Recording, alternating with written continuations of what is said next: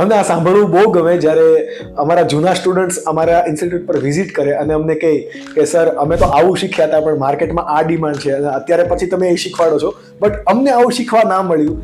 આવું થાય અને અમને ગમે પણ ખરું બિકોઝ ટેકનોલોજી છે, ડિમાન્ડ છે, આ હંમેશા સતત બદલાતી રહી. અને સંજુ આઈટી એન્ડ મલ્ટીમીડિયાની પણ હંમેશાથી એક ઝુંબેશ છે કે લેટેસ્ટમાં જે ચાલે છે ને એ શીખવાડવાનું.